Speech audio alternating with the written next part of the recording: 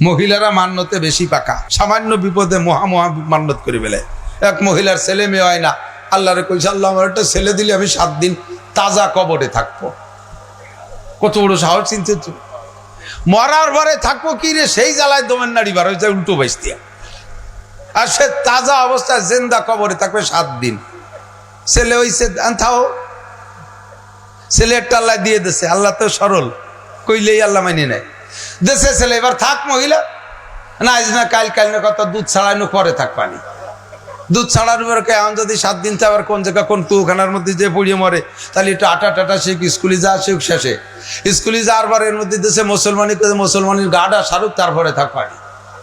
এই অতি প্রাইমারি সাইডে হাই স্কুলে চলে গেছে, সবে মাত্র হাই স্কুলে গেলে আর ছেলে মেয়ে নাই, ওরা রান্ধে বান্ধে খাওয়াবে কিনা, তো বড় সড়ক। তারপরে এর মধ্যে বিয়ের সাথীর বয়স হয়ে গেছে, বিয়ে দেওয়ার জন্য মাইয়ে দেখতেছে। এই মাইয়ে দেখার ভিতর দিয়ে স্বপ্ন দেখতে যাই, তোর ছেলেরে বিয়ে দেওয়ার আগে তুই কিন্তু 7 দিন কবরে থাকবি, তাহলে কিন্তু তোর ছেলেও মরবে, বউও মরবে, তুইও মরবি। ফাইনাল মা ফারিবার যাবা কোন জায়গায়? এখন ছেলের কাছে, বাপ তোর জ্বালাই তো মান্যত করছিলাম, কি করা যায় কয় মা আমি কবরে থাই, তুমি বেশি চাও। কয় তোর জ্বালায় আমি মান্যত করছি, তোরে মারি কি আমি বাসা ঠিক হবে? আমি তো উড়ো মরিয়ে যাবো। তো কবরেরটা খোঁজ, কবরেরটা খুঁজে এক পাচ্ছে একটু ভুটো রাইস। প্লান প্রোগ্রাম করছে 2 মাইপতি, স্বপ্নে দেখতেছে যে কোনো পাশে হুটো রাখলেই হবে না। এই জাতীয় মান্যত জায়েজ নাই, এই জাতীয় মান্যত করলে তা পুরো করা ওয়াজিব না। ভালো করে মনে রাখেন, এই জাতীয় মান্যত জায়েজ নাই। যদি করে বসেন কেউ, তাহলে পুরো করা ওয়াজিব না। যদি কেউ মান্যত করছে, আল্লাহ কয় কি, গাজী কালু যদি একটা ছেলে দাও, তাহলে আমি একটা গাজীর গান দেব। সুবহানাল্লাহ, কি বিল্লাহ, গাজীর গান মান্যত করছে, ছেলে একটা হইছে, এখন গাজীর গান দিতে হবে। মশালা আসে তো আমার কাছে জিজ্ঞাসা করে, এই জায়গা গাজীর গান মান্যত করছেন, ছেলে হইছে, গাজীর গান দেওয়া যাবে না, গাজীর গান জায়েজ নাই, দেবেন না। কয় যেতে মান্যত, সব মান্যত পুরো করা লাগে না, বেশির বেশি আপনি করতে পারেন। গাজীর গান উপলক্ষে যে টাকাটা আপনি বরাদ্দ করছিলেন, ওই টাকাটা গরিবদের মধ্যে দিয়ে দেবেন, গাবেন না, গাজীর গান দেবেন না। মসজিদি মান্যত মানছেন, আমার যদি আল্লাহ একটা ছেলে দেয়, তাহলে মসজিদে আমি 5,000 টাকা দেব। মসজিদের নামে মান্যত করা জায়েজ নাই, মান্যতের জিনিস মসজিদি পাবে না। ভালো করে বুঝে নেন, আইসে গেছে কয়ে যাই, মান্যত মসজিদি জায়েজ নাই, মাদ্রাসা জায়েজ নাই। এই যে মান্যত করছেন, ছেলে আল্লাহ একটা দেশে, এখন 5,000 টাকা মসজিদি দেবেন। মসজিদি তো মান্যতের জিনিস খরচ করা জায়গা না। মান্যত পাবে এতিম, মিসকিন, অসহায়, কাঙ্গাল, দুঃখিনী, বিধবা, গরিব ইরা। আর মসজিদ তো ধনী গরিব সকলের জায়গা। এই 5,000 টাকা মসজিদে ব্যবহার করলে ওই মসজিদে ধনীরা নামাজ পড়তে পারবে না। এখন এই টাকা কি করবেন মসজিদে? এই টাকা মসজিদে দেওয়া যাবে না, এই টাকা মসজিদ মহল্লার গরিব গুরাবাদের ভিতরে দিয়ে দিলে আপনার মান্যত হয়ে যাবে।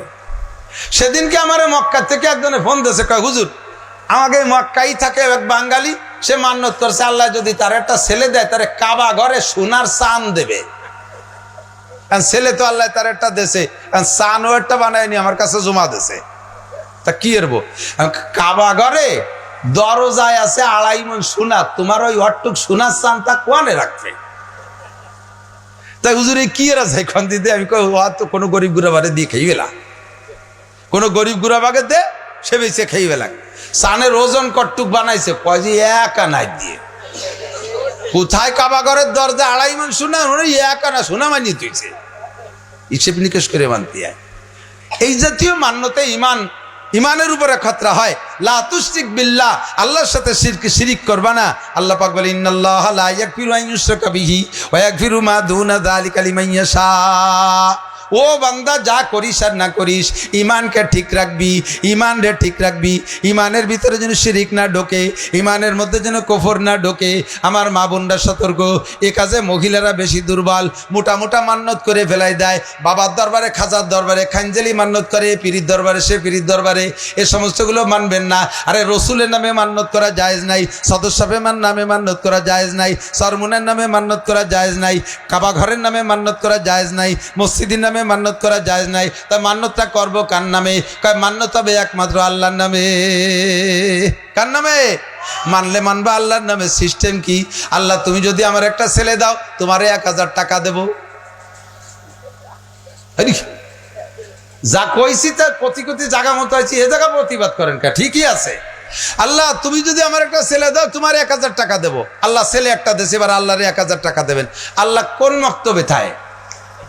আল্লাহ কোন মাদ্রাসায় থাকে? আল্লাহ কোন জায়গা থাকে? আল্লাহ কা ইয়াদুল্লাহ ফি আইদিল ইয়াতামা, ইয়াদুল্লাহ ফি আইদিল ফুকারা, ইয়াদুল্লাহ ফি আইদিল মাসাকিন। আল্লাহর হাত ফকিরের হাতের মধ্যে, ফকিরে দিলে আল্লাহ পাইয়া যায়। ইয়াদুল্লাহ ফি আইদিল মাসাকিন, মিসকিনের হাতের মধ্যে আল্লাহর হাত, মিসকিনে দিলে আল্লাহ পাইয়া যায়। ইয়াদুল্লাহ ফি আইদিল ইয়াতামা, এতিমের হাতে দিলে আল্লাহ পাইয়া যায়। ওরে বাবার দরবারে মৈশোকে দিলে ওরা খাইয়ে বেলায় আল্লাহ পায় না। ও জায়গা তাগড়া তাগড়া মোসালা শয়তান আছে না? যত মাজারে দেখছেন মোসালার গুলো সব সেই জায়গাতেই উঠছে। উড়ি মোষের মধ্যে বান্দর ফলাতে পারে। যে মোষ কাটে না, মোষ যে দাড়িতে উমো মাথায় চুলি মোটা মোটা সানি সাপের মতো জট বানাইছে, খালি গায়ে বসে থাকে, বগল এত বড় ঝুলি রয়েছে। ও জীবনে কোনোদিন বগল ছাপ করে নাই, ঠিক না? আরে মিয়া এদিক তাকান, এই দাড়ি জীবন ভরে রাখছি, এতে ময়লা হয় না, গন্ধ হয় না, শুকিয়ে দেখে নয়। চুল মাথায় রাখেন, পরিষ্কার রাখবেন, সাবান নেবেন, শ্যাম্পু নেবেন, ময়লা হবে না, গন্ধ হবে না। বুকে কত ক্যাশ আছে, বড় হচ্ছে কত বড়, ময়লা হয় না, গন্ধ হয় না। রানেও কত লোম আছে, জীবনেও পরিষ্কার করি না, ময়লাও হয় না, গন্ধ হয় না, ঠিক না? নির্দিষ্ট যে কয় জায়গার লোম নবী পরিষ্কার করতে বলছেন, ওই জায়গার লোমগুলো টাইম ওভার হয়ে গেলে দেখবেন ময়লাও হয়, গন্ধও হয়, ঠিক না? আল্লাহু আকবার। তুই উপরে চুল দাড়ি, মোসার চুল যাই আছে মোসার দাড়ি, মাথার চুলের ভিতরে জীবনে কোনোদিন সাবান শ্যাম্পু লাগাই নাই, পরিষ্কার করে নাই, ওর মাথার চুলের ভিতরে জট হয়ে যায়, ঠিক না? আরে সাহাবায়ে কিরাম মাথায় বাবরি রাখছেন, তাদের মাথায় জট হয় নেই। সব সাহাবাদের স্ত্রীদের মাথায় লম্বা চুল ছিল, জট হয় নেই। সমস্ত ইমামদের মাথায় বাবরি চুল ছিল, অনেকের মাথায় জট হয় নাই। আমরা উলামায়ে কিরাম কতজনে বাবরি রাখি, মাথায় জট হয় না। ওই মাজারে আর বাজারে যে কটা থাকে তাকে মাথায় জট হয়, জটের বেসন পাই কোন জায়গা? রাতের বেলা শয়তানের রাস্তাতে শুয়োরের পায়খানা আর সুইংগাম চাপাইয়ে নিয়ে ওর চুলে আর দাড়িতে পাক দেয়, সেই জায়গা থেকে শুরু হয়। আর সেই ডেরে মনে করে যে খোদা প্রদত্ত কোনো নিয়ামত হয়েছে, নাজিল হয়েছে। এগুলো শয়তানের সুইংগাম চাবাডু আর শুয়োরের পায়খানা, ঠিক না? আর যে জীবনে কোনোদিন মোষ কাটে নাই, চুলের এই অবস্থা, বগলে ঝুলিয়ে গেছে, তার 2 বগল সাফ করলে একখান রান্নাঘরের এক সালে ছাউনি হয়ে যায়, শোন কিনা লাগে না। ওকে নিচে পড়া কোনোদিন হাত দেছে বলে মনে হয়, ও বাসা আমাবস্য হয়ে গেছে। এর কাছে শয়তানও যায় না বমিয়ারে। আর মহিলারা যাইয়া তার একটা যদি কোনো জায়গায় মরিয়ে কবর দেয়, সেই জায়গা নিয়ে দুনিয়ার সান্ডত মানতি তালে থাকে। ও শয়তান, ওর কাছে যারা মানছে তারাও শয়তানের চেলা চামুন্ডা। আখলিস দীনকা ইয়াকফি কালামালুল কালিল, তোমার ইমান রে খাঁটি করো, অল্প আমলি নাজাতের জন্য যথেষ্ট হবে। কোনো পীরের কোনো ক্ষমতা, বাবার কোনো ক্ষমতা, খাজার কোনো ক্ষমতা, গাজীর গানের ক্ষমতা, কোনো মূর্তির কোনো ক্ষমতা, কোনো মন্দিরই কোনো ক্ষমতা, লা ইলাহা ইল্লাল্লাহ ইনিল হুকমু ইল্লা লিল্লাহ, ফয়সালা হয় সব উপর থেকে, আসমান থেকে। ওমা কিবালা হাবিস সামা রিজকুকুম ওয়া মা তুআদুন। আরে বাবার দরবারে তো রিজিক বন্টন হয় না, রিজিক বন্টন হয় আসমান থেকে, ঠিক কি ঠিক না? আমার ইমানকে ফ্রেশ করি, আল্লাহ পাক আমার ইমানের বদৌলতে আমাকে 1 বস্তা নেকি দান করবে। নবী পাক সাল্লাল্লাহু আলাইহি সাল্লামকে আল্লাহ পাক আমাদের জন্য সত্য সাক্ষ্যদাতা হিসেবে পাঠিয়েছেন। যে কথা বলতে যে অনেক দূরে সরে চলে আসি, সব জায়গা নবী দেখে না, আল্লাহ দেখে। সব জায়গায় নবী উপস্থিত থাকে না, আল্লাহ উপস্থিত থাকে। তাহলে আল্লাহ সকলের সর্বহালাত দেখতেছে, কে কি গুনাহ করতেছ দেখতেছে। আল্লাহর তো বিচার করতে কে সাক্ষীর দরকার হওয়ার কথা না, আল্লাহর তো কোনো সাক্ষীর প্রয়োজন নাই। আল্লাহ নিজেই তো ধরে, এই তোর আমি দেখছি, তো এই চালটু তোর আমি দেখছি, তুই আমাকে পার্কে যাই, আমাকে ফ্যামিলির সাথে বসে বসে গাছতলা বসে বসে গল্প করছিস, করছিস কি করছিস না। আল্লাহ একেবারে ধরা বন্ধা দড়ি ফেলিবার আর কাজে আছে নাকি? আর সে জায়গা যদি মিথ্যে কথা কথি যায়, তাও বলা রয়েছে আল্লাহ কায় নাকতিমালা, তোর মুহি খিল বাড়ি দেবো, সুপার গলু লাগাই দেবো, তোর কথা কথি দেবো না, তোর অঙ্গ প্রত্যঙ্গে কথা কবে। সূরা ইয়াসিনের মধ্যে আছে না নাই, আল-ইয়াওমা নাকতিমু আলা আফওয়াহিহিম ওয়া তুকাল্লিমুনা আইদিহিম। তোর হাতে সাক্ষী দেবে, পায়ে সাক্ষী দেবে, তোর চোখে সাক্ষী দেবে, তোর ঠোঁটে মিথ্যে কথা কয়, ঠোঁটে বন্ধ করে দেবো। আল্লাহ পাক রব্বুল আলামিন সব দেখতেছেন, এভাবে একটা একটা করে অ্যারেস্ট করে আল্লাহ বিচার করতে পারে। সে জায়গা নবীকে সাক্ষী বানাবেন কেন? আল্লাহ কয় আর দুনিয়া দারুল মিসাল, দুনিয়া হলো আখিরাতের দৃষ্টান্ত। দুনিয়ায় তোমাদের বিচার পদ্ধতি যেমন, আমার হাসরের মাঠে বিচার পদ্ধতি তেমনই হবে। আরে ভাই, আমাদের গোপালগঞ্জের জজ সাহেব, দায়রা জজ, এখান থেকে গাড়িতে যাইতেছে, আপনাদের মহারাজপুর বাজারের ভিতরে যখন ঢুকছে, চোখের সামনে এই দুই দলে মারামারি করিয়া উপজেলা নির্বাচনে এক দলের প্রার্থী আর এক দলের প্রার্থীর এক প্রার্থীর সমর্থক আর এক প্রার্থীর সমর্থকের মাথায় রামদাও দিয়ে কোপ দিয়ে মাথাটা একেবারে চলা ফাড়ার মতো বাড়ি ফেলাইছে, জায়গায় ডেড বডি, জায়গায় শেষ। এটা জজ সাহেব নিজে চোখে দেখছেন, একেবারে স্পট অ্যারেস্ট। পুলিশ তো সাথেই আছে, জজের সাথে পুলিশই ধরে ফেলাইছে। জজ সাহেব কি ওই জায়গায় দাঁড়াইয়েই ওর নামে ফাঁসির অর্ডার দিয়ে যাবে? অথবা জজ সাহেব নিজেই যাই কি ওই জায়গায় মামলা করবে? জজ দেখে দেখে চলে গেছে, মামলা করার দরকার কইরে টরে আসো আমার কাছে, তারপরে প্রক্রিয়া অনুযায়ী বিচার করব। ঠিক কি ঠিক না? জজ সাহেব সচককে দেখিও বিচার করে না, জজ সাহেব নিজে অ্যারেস্ট করে নিয়ে যায় না, জজের কাছে জজ দেখে চলে গেছে। এবার মামলা হয়ে গেছে, জজের কাছে যখন বিচার যায়, এবার দুই দলেরই সাক্ষী আছে, দুই দলের উকিল সেট হয়ে যায়। এবার যে মরছে চোখেও জজ দেখছে যে ওইটা মরলো, এ মারলো, চোখে জজ নিজে দেখে গেছেন, সে অনুযায়ী বিচার করে না, উকিলই যেভাবে বুঝাই দিতে পারবে বিচারটা সেভাবে হবে। তাতে যদি যে মার্ডার হয়ে গেছে তার উকিল যদি দুর্বল হয়, মার্ডার করনেওয়ালা হত্যাকারীর উকিল যদি শক্তিশালী হয়, কায়দা করে জজরে বুঝাই দিতে পারলি সে মার্ডার কেসও খালাস হয়ে যায়। চুপ করেন, এরকম হইতে পারে কি পারে না? তো উকিল যেভাবে বুঝাই দেবে বিচার সেভাবে হবে। দুনিয়ায় যে নিয়ম, নবী পাক কিয়ামতের ময়দানে আমাদের পক্ষে বিপক্ষে সাক্ষী দিবেন। তবে আমার নবী এমন উল্টো দালালি করবে না যে জীবন ভরে আকাম করবা আর তোমার পক্ষে দালালি রে নবী তোমারে পার করে দিবে, ইয়া কি অত সস্তা না।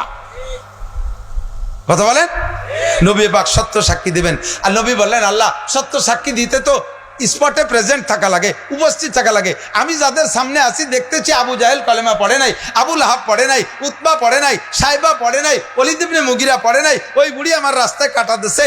এভাবে যারা কাফেররা শয়তানি করছে এদের বিপক্ষে বলবো। আমার আবু বকর, উমর, উসমান, আলী, তালহা, জুবাইর, বিলাল, আম্মার, সোহাইব, এরা নামাজ কালাম পড়ছে, এরা কলেমা পড়ছে, এদের পক্ষে বলবো। কিন্তু কিয়ামত পর্যন্ত যারা আসবে তাদেরকে তো দেখবো না, তারা কে কি অন্যায় করবে এটা আমি কিভাবে বলবো? অথচ আমারে বানাইছো কিয়ামত পর্যন্ত আনেওয়ালা মানুষের জন্য সাক্ষী দেতা, সত্য সাক্ষী দিতে হবে। কিভাবে দেব? আল্লাহ পাক বলবেন শাহরুর রমাদান আল্লাযী উনজিলা ফীহিল কুরআন হুদাল লিন-নাসি ওয়া বায়্যিনাতিন মিনাল হুদা ওয়াল ফুরকান। তোমারে এমন একটা কিতাব দিছি যেই কিতাবটা কিয়ামত পর্যন্ত জন্য কম্পিউটার, ওর ভিতরে তুমি থাকার আগে, তুমি আসার আগে যা ঘটে গেছে তাও আছে, তুমি চলে যাওয়ার পরে যা ঘটবে তাও তোর মধ্যে পাবা। কিয়ামতের ময়দানে কোরআন শরীফ দেখে দেখে বলবা, একজনের প্রতিবাদ করার ক্ষমতা থাকবে না, ওই কোরআন শরীফ দেখে দেখে বলবার, আমি সেই অনুযায়ী বিচার করব। তাতেই তুমি সত্য সাক্ষ্য হিসেবে প্রমাণিত হবে। আমার নবীকে আল্লাহ সত্য সাক্ষীদাতা হিসেবে পাঠাইছে। মুবাশশির 2 নম্বর গুণ হলো সুসংবাদদাতা। কি বলেন? নবী সুসংবাদদাতা। সুসংবাদ দেওয়ার জন্য নবীকে আল্লাহ পাঠাইছে। প্রচুর সুসংবাদ দিয়েছেন নবী, প্রচুর সুসংবাদ। তো এই ঘরে বসে রয়েছে, এর ভিতরে পাশে তবলিগের একটা জামাত আসছে এক মসজিদে, নড়াইল থেকে আসছে, 3 দিনের জামাত। জামাতের আমির সাহেব এসে আমার সাথে বেশ গল্প সল্পের ভিতর দিয়ে বলতেছে, হুজুর বক্তাদের জবানে ওয়াজের মাঠে তবলিগের কথা আপনার কাছ থেকেই বেশি শুনি। আরে গোপালগঞ্জ কাশিয়ানি আপনার এলাকা, আপনি কি এ জায়গায় একটুও তবলিগের কথা বলেন না? সমস্যা কি? কয় হুজুর এই মসজিদে 3 দিন আসছি, কয় বুড়োরে অ্যাটাক করছি, কলেমার প্রশিক্ষণ। এ বুড়োরা নামাজ পড়ে, মাগরিবে আওয়াবিনও পড়ে। আমরা বয়ানের কারণে আওয়াবিনে ডিস্টার্ব হয় বলে আমাদের সাথে ঝগড়া প্রতিবাদও করছে। পরে বুড়োকে নিয়ে বসলাম, জিজ্ঞেস করলাম ইন্টারভিউতে, বুড়োরা কলেমাই পারে না। কলেমা এমন অশুদ্ধ যাতে কথা হবে না, যাতে মোমেন হওয়া যায় না। তো 3 দিন পর্যন্ত কলেমার মস্ক করাইলাম। আজকে মাগরিবের পরে ইন্টারভিউ নিছি। সে কয় বুড়ো কলেমা এখনো পর্যন্ত পড়তে পারে না। কি পড়ে? কয় লা ইলাহা মুহাম্মাদুর রাসূলুল্লাহ। তাও তো আমি শুদ্ধ করে বলছি, যারা শুদ্ধ বলতে পারে তারা অশুদ্ধ উচ্চারণও করতে পারে না। আগে পরে যা বলছে লা ইলাহা মুহাম্মাদুর রাসূলুল্লাহ, পরে আমি বললাম যে মিয়া মরার সময় কাছাই গেছে, ঠ্যাং একখান কয় বরে, চাকা একটা পাংচার হয়ে গেছে, কখন মরতি কখন মরো বলা যায় না। আজও কলেমাটা ঠিক করতে পারলেন। আর হাদিসে আসছে মান কানা আখিরু কালামিহি লা ইলাহা ইল্লাল্লাহ ফাদাখালাল জান্নাহ। সুবহানাল্লাহ। যে ব্যক্তি মরণের আগে জীবনের শেষ কলেমা হবে লা ইলাহা ইল্লাল্লাহ, ওই লোকটা যেন জান্নাতে চলিয়াই গেল। ফাদাখালাল জান্নাহ আরবি বোঝেন, খেয়াল করেন। দাখালা মানে প্রবেশ করেছে, আর ইয়াদখুলু মানে প্রবেশ করবে। তো যে লোকটা মরণের সময় কলেমা পড়ে মরলো, ওই লোকটা বেহেশতে চলে গেছে না যাবে? কই গেছে? এমন তো তারা কবরেই রাখা হয়নি, যাবে না। কিন্তু হুজুর এমন ভাষা ব্যবহার করছেন ফাদাখালাল জান্নাহ, ও বেহেশতে চলিয়েই গেছে। চলমান আমাদের নির্বাচন চলতেছে না, প্রার্থীকে অবস্থানের পর আপনারা কোন কোন প্রার্থী সম্পর্কে বলছেন যে ও তো চেয়ারম্যান হয়েই গেছে, অথচ ভোট হয়নি। আজ এরকম কয় কি না? ও তো হয়েই গেছে, চেয়ারম্যানই কয়ে তারে ডাকতেছে। তো হুজুর বলেন যার মরণের সময় কলেমা নসিব হলো, ও বেহেশতে চলিয়েই গেছে। তো কলেমাটা কতটুক? সবাই পড়ে রাখবে, লা ইলাহা ইল্লাল্লাহ মুহাম্মাদুর রাসূলুল্লাহ। আমার দিক কারে খুদ কুন কারে পৌঁছা দেতা হয় अंजाम को। এদিক মোটরসাইকেল ফেরেশতারা চালায় না, মানুষই চালায়। চাকা সাইডে না, অবশ্যই দুই চাকা। ওড়েও না, মাটিতেই চলে। জীবন ভরে জানা আছে, কারা চালায় তাও জানি। তারপর দেওয়ার দরকার কি? আমি না আজকে নতুন আইছি, কালকে দেখা হবে না ইনশাআল্লাহ। তো কলেমা হলো একবার যদি পড়েন, আমার সাথে পড়বেন লা ইলাহা ইল্লাল্লাহ মুহাম্মাদুর রাসূলুল্লাহ, 4000 নেকি পাইছেন। পিছনে লাগে কম হয়ে গেছে, সুবহানাল্লাহ কবেন না? 4000 নেকি পেয়ে গেছেন এক কলেমায়। তো কলেমাটা তো শুদ্ধ হতে হবে। তো আমির সাহেব বলতেছে, শেষে রাগ করে দিলাম ধমক, মিয়া আজ মরতে না, আজ মরো না, কাল মরো, এখন মরো না, তখন মরো। এমন একটা শেষ মুহূর্ত জীবনে চলে আসছো, 70, 80, 85 বছর বয়স হয়ে গেছে, আজও কলেমা পড়তে দিশে পাও না, তা মরবা কি এত হইলে? সে বুড়ো আমারে ধমক দিয়ে কয়, মিয়া কলেমা পড়তে পারি না, তা কি পড়ছি? তো কিন্তু কলেমা তো ওই নেই, সব জায়গার কলেমা একরকম না। তোমাকে উপায় কলেমা, নড়াইলে কলেমার মাঝখানে ইল্লাল্লাহ আছে, আমাকে এইবার আসলে ইল্লাল্লাহ থাকে না, তাই নাকি? মক্কা মদিনার কলেমা লা ইলাহা ইল্লাল্লাহ, বাংলাদেশের কলেমা লা ইলাহা ইল্লাল্লাহ, ঠিক না? সাহাবায়ে কেরাম মুসলমান হইছে লা ইলাহা ইল্লাল্লাহ পড়া। আমরাও মুমিন মুসলমান, লা ইলাহা ইল্লাল্লাহ পড়ে কোনো পার্থক্য। তাদের উপরও 5 ওয়াক্ত নামাজ, আমাদের জন্য 5 ওয়াক্ত নামাজ। তাদের উপরও রমজানে 30-29 রোজা, আমাদের উপরও 30-29 রোজা। তাদের উপরও সুন্নাত, তাদের জন্য যেগুলো সুন্নাত আমাদের জন্য সেইগুলো সুন্নাত, একটুও বেশ কম নেই।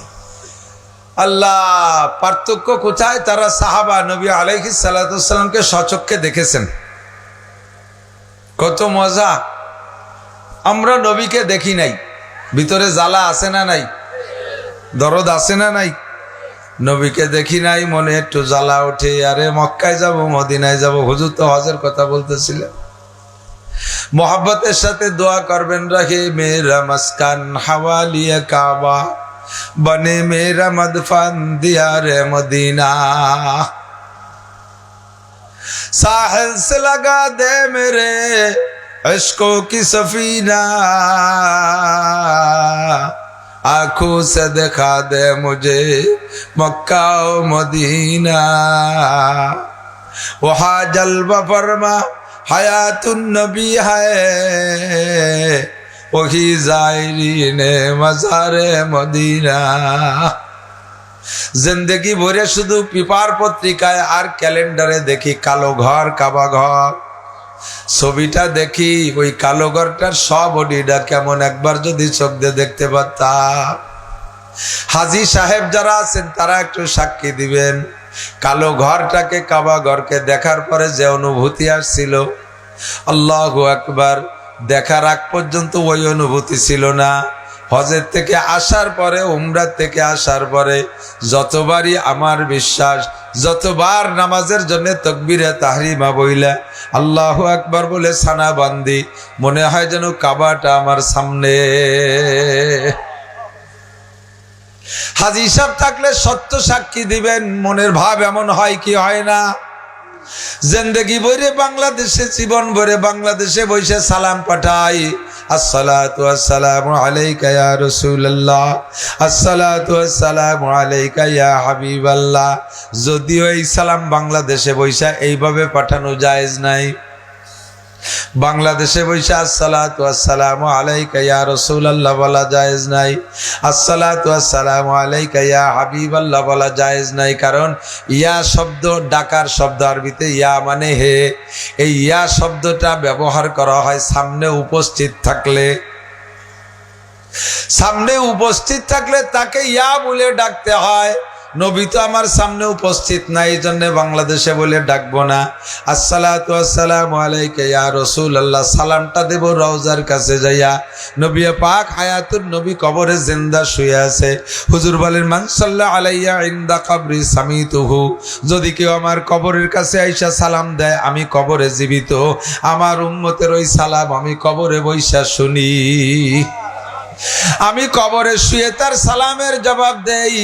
ওমান সাল্লা আলাইয়া নায়ান উবলিকতুহু, যদি কেউ দূর থেকে সালাম দেয়, বাংলাদেশ থেকে সালাম দেয়, আমেরিকা থেকে সালাম দেয়, বিশ্বের যে প্রান্ত থেকে সালাম দিক, আমি ওই সালাম শুনি না। তবে উবলিকতুহু, ওখান থেকে সালাত ও সালাম আমার কাছে নিয়মিত পৌঁছাইয়া দেওয়া হয়। সাহাবায়ে কেরাম বললেন, মাইয়ুবলিগুকা সালাম ইয়া রাসূলুল্লাহ, আপনি কবরে যাওয়ার পরে আপনার কাছে কারা সালাম পৌঁছাইয়া দিবে দূরের সালাম? হুজুর বলেন, ইন্না লিল্লাহি মালাইকাতান সায়াহিনা ফিল আরদি ইউবাল্লিগুনিস সালামা মিন উম্মতি। আল্লাহ পাক কোটি কোটি পর্যটক ফেরেশতা তৈরি করে রেখেছেন, সারা পৃথিবী ভরে তারা বিচরণ করেন। আমার উম্মত যে জায়গা থেকে দরুদ ও সালাম পড়ে, ওই জায়গা থেকে তার নাম, ঠিকানা, টাইম সহ ফেরেশতারা আমার কাছে দরুদ ও সালাম পৌঁছাইয়া দেয়। বাংলাদেশের ভিতরে গোপালগঞ্জ জেলার মধ্যে মকসেদপুর থানা, মকসেদপুর থানার ভিতরে মহারাজপুর গ্রামের মধ্যপড়া মসজিদের ময়দানে বৈশা আজকে তোমার এই বান্দা আব্দুল খালেক, আব্দুল মালেক, জামাল কামাল, লালটু বল্টু, জুয়েল টুয়েল, টুলু লুলু, পর্দার আড়ালে মহিলারা জরিনে সকিনা ডলি পলি ওরা দুরুদ ও সালাম পড়ছে। ওই জায়গা থেকে ঠিকানা সহ সালাম পৌঁছাইলাম। নবী পাক ওই জায়গা থেকে আপনার জন্য সালামের উত্তর পাঠাইয়া দেয়। জিন্দেগিতে একবার হলেও মক্কায় যাওয়ার শখ আছে? কে কে যাবেন? আল্লাহ হাতগুলোকে তুমি কাবার গায়ে পৌঁছাই দিও। হাতওয়ালাকে রসুলের রওজায় যাইয়া সালাম দেওয়ার তৌফিক দান করো। কাবার ভিতরে, হেরেমের ভিতরে যাইয়া দুইটা হাত মাটিতে রাইখা সিজদা দেওয়ার তৌফিক দিও। আল্লাহ মসজিদে নববীতে যে হাত রাইখা সিজদা দেওয়ার তৌফিক দান করো। সবাই বলেন আমিন। মোহাব্বত রাখবেন, জিন্দেগিতে একবার হলেও যাইতে পারবেন। ইব্রাহিম আলাইহিস সালাম কাবা নির্মাণ করে হুজুর বলে শেষ করতে পারে নাই। ইব্রাহিম আলাইহিস সালাম কাবা নির্মাণ করার পরে কমপ্লিট হয়ে গেছে যখন, তখন আল্লাহ পাক বললেন, ওয়া আযিন ফিন নাস বিল হজ্জি ইয়াতুকা রিজালান ওয়া আলা কুল্লি দামিরিন ইয়াতিনা মিন কুল্লি ফাজ্জিন আমিক। ও ইব্রাহিম খলিল, আমার বন্ধু, কিয়ামত পর্যন্ত নামাজের জন্য আজান হবে। 5 ওয়াক্ত নামাজও ফরজ, হজ বান্দার জন্য ফরজ করা হবে। তবে নামাজের জন্য 5 ওয়াক্ত আজান হবে। আর যার যার মহল্লার মসজিদে যে সে আজান শুনে নামাজ পড়বে। হজের জন্য কোনো আজান হবে না, হজের আজানটা তুমি একবার দিয়ে দাও। ইব্রাহিম আলাইহিস সালাম হেরেমের পাশে, কাবার পাশে দাঁড়ায়, হেরেমের মধ্যে দাঁড়াইয়া হজের আজান দিয়েছিলেন। আমরা তখন দুনিয়া আসি নাই। ইব্রাহিম আলাইহিস সালাম বললেন, আল্লাহ, আমার কাছে মাইক নাই, ইন্টারনেট নাই, আমার কাছে শব্দযন্ত্র নাই, আমার এই হজের আজান কত দূর যাবে? আল্লাহ পাক বললেন, আজান দিবা তুমি, পৌঁছাই দেওয়ার দায়িত্ব আমার। এই আজান সারা পৃথিবীর প্রান্তে প্রান্তে যতদূর মানুষ আছে অতদূর পর্যন্ত এই আজান পৌঁছে যাবে। তৎকালীন দুনিয়ায় যারা বেঁচে ছিলেন সমস্ত মানুষের কানে ইব্রাহিম আলাইহিস সালামের হজের আজান পৌঁছে গিয়েছিল। শুধু দুনিয়ার মানুষ না, আমরা তখন ছিলাম রুহের জগতে। এখনো অনেক রুহের জগতে আসে না নাই? তারা দুনিয়ায় আসে নাই, কিয়ামতের আগ পর্যন্ত আসবে, কেউ তাদেরকে ঠেকাইতে পারবে? নবী পাক বলেন না, মা মিন নাসামাতিন কায়নাতিন ইল্লা ওয়া হিয়া কায়নাতুন। যত রূহকে আল্লাহ তাআলা গোডাউনে রেখেছেন, সমস্ত রূহকে দুনিয়ায় পাঠানোর সিদ্ধান্ত নিয়ে রেখেছেন আল্লাহ। যাদেরকে দুনিয়ায় পাঠানোর সিদ্ধান্ত নেছে আল্লাহ, তাদেরকে পাঠাই ছাড়বে। কোন প্রযুক্তিতেই রূহগুলোকে দুনিয়ায় আসা থেকে ঠেকাইতে পারবে? আসতে কন, পারবে? কোন প্রযুক্তিতে পারবে না। কথা এসে গেলে বলে যা লাগে, হয়তো আপনার বাড়ি বরাদ্দ ছিল, আপনি নেন নাই, কোন তদবির তালাবি দিয়ে ইত্যাদি করে টরে যা যা করে আর কি, ইত্যাদি করে ঠেকাইছেন, আপনি দুটো নিয়ে থামিয়ে গেছেন, আর নেন নাই। বরাদ্দ ছিল আপনাকে বাড়ি, নেন নাই। আল্লাহকে তুমি নেও নাই বলে ও কয়টা যে সিটিয়ে ধানের মতো নষ্ট হয়ে গেছে তা না, ও জায়গা মতো চাউল সহ আছে, পাঠাবো আর এক জায়গা।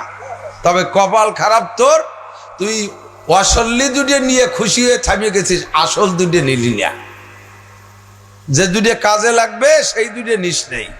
আপনাকে এই লাইনে রাস্তা বরাদ্দ আছে, স্থানীয় মস্তানরা বরাদ্দ করে ফাইনাল কমপ্লিট, আসবে মাল, আসবে, আসা শুরু হয়ে গেছে।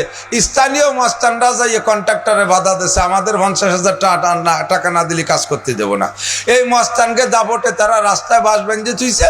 কন্ট্রাক্টর কি করবে, যে জায়গা মতো জানাই দিছে, সঙ্গে সঙ্গে রুট পাল্টে গেছে, কয়টা উপাড়া হবে না, রাস্তা বরাদ্দ হয়েছে হবেই, তবে মহারাজপুর হবে না, অতি যাইয়া ওই মাঝকান্দি যাইয়া হবে।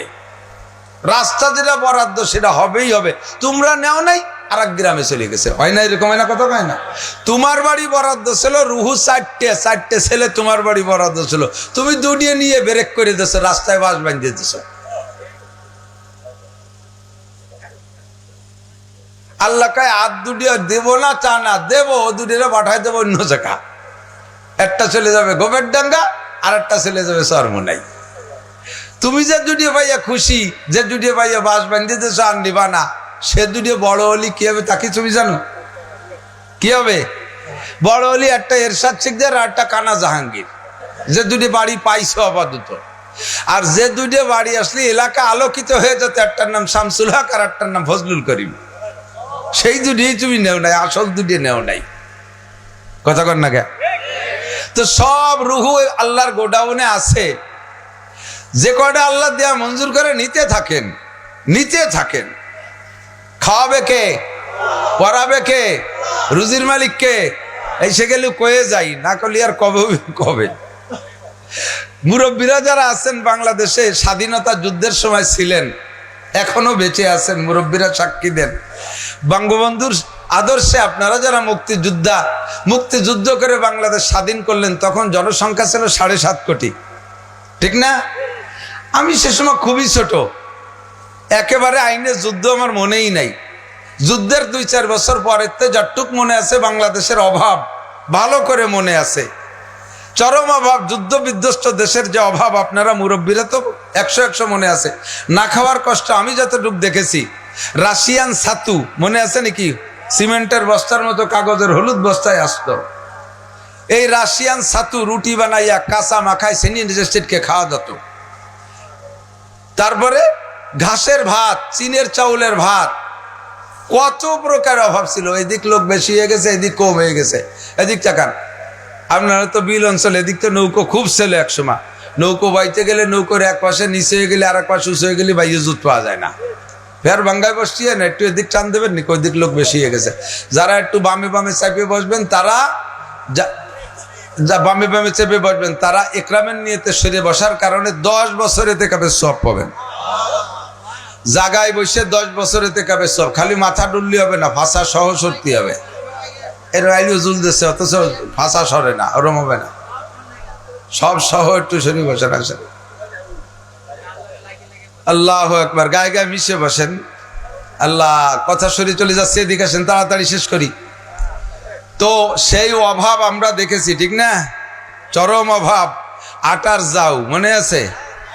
আটার যাও রান্না করে প্লেটে না, তাড়াতাড়ি খাইতে হবে সকালবেলা। আমার নানি আটা দিয়ে আর ডাউল দিয়ে পাতলা পাতলা রান্না করে ওনার ছেলেরা মাঠেতে আসবে, আমার মামারা সকালবেলা নাস্তা কলার পাতা উঠোন করে বিছে যে তাই বুতি ঢালিয়ে দিয়েছে যে যাচ্ছে তাড়াতাড়ি জুড় হয়ে যায়, সে খেয়ে যেতে পারে।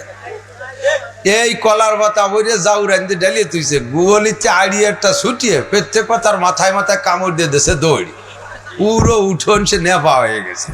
আর সকালে নাস্তা কিরকম হই, এইরকম অভাব বাংলাদেশে চলে গেছে।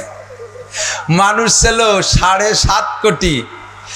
আল্লাহু আকবার, কি অভাব চলে গেছে। ক্ষেত্র সেইটুকি, বাংলাদেশের আয়তন ততটুকি, বরঞ্চ এখন আয়তন কমে গেছে। খেতি ফসল মানে ফসলি জমি এগুলো কমে যাচ্ছে, বসত বাড়িতে জায়গা দখল করে ফেলতেছে না। মানুষ হয়ে গেছে 20 কোটি। এখন সাধারণ চাউল স্বাভাবিক মানুষে খায় না, ফকিরিও পাইজাম খায়। একেবারে সত্য কথা, আমার বাড়ির কাছে এক ফকির বিক্রি করে বেড়ে 3 বছরে বিক্রি করে 12 ভেজালি চাউল এনে দোকানে বিক্রি করে। আমি কই চাচা বিক্রি করো খাওয়ার জন্য, তা বেচো কে? কই মনে হয় 12 ভেজালি চাল খাওয়া যায় না। আমি তো খাও কি? আমি পাইজাম ছাড়া খাতে পারি না। চিনতে হতে পারেন, সে সময় বড় লোকরা আটা চাও খাইছে, আর এখন ফকিরিও পাইজাম ছাড়া খায়, গরুতিও হান্তাবাদ খাতে চায় না, ঠিক না? তাহলে এখন এই 20 কোটি মানুষ পাইজাম খায়, 29 খায়, 28 খায়, তারপরে কত বড় দাম, কত দামি দামি খায়। পাকিস্তানি বাসমতি চিকুন 300, 400, 500, 600 টাকা চাউলের কেজি খাচ্ছে। 20 কোটি মানুষ খাওয়ায় কে? আল্লাহই খাওয়ায়, ঠিক না? কাজেই আমি সন্তান বন্ধ করে এত বরকত দেয়াতে যাব কেন? আমার বাড়ি যে সন্তানগুলো বরাদ্দ ছিল তারা আসুক, বলে যাই ভালো। মানুষের দাম বেশি না গরুর দাম বেশি? কথা কয় না। 1 কোটি গরু একটা মানুষের সমান হবে?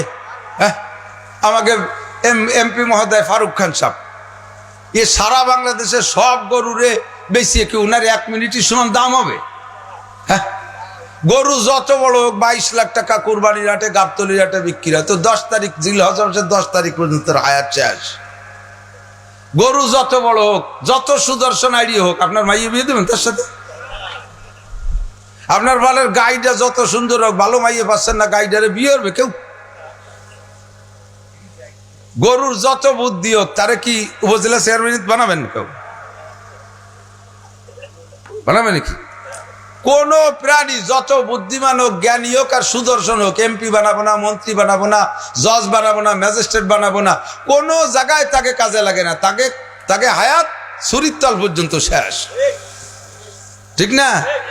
আপনার অনাকাঙ্ক্ষিত সন্তান, যেই সন্তানটা গর্ভে আসার পরও পর্যাপ্ত ট্রিটমেন্ট নেছেন যে নেব না বাচ্চা, এটা নেব না, এই অনাকাঙ্ক্ষিত সন্তান জন্মের পরে দেখেন যে কাউসার মতো কালা, বুসা, নাক ফেটা, রকশক কিচ্ছু নাই, আরো তা মাইয়ে, তাহলে কিরম ঠায় সে সময় দিদি?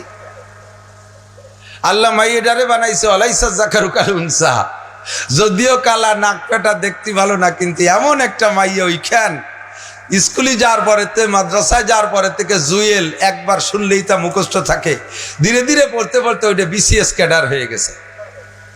বাংলাদেশে BCS নাম্বার 1, যদিও কালো, কাউসার মতো চেহারা, প্রথম কাতারে জজ হয়ে গেছে। 1 কোটি, হাজার হাজার কোটি গরুর চাইতে আপনার এই কালামে এটার দাম বেশি না কম? ঠিক না?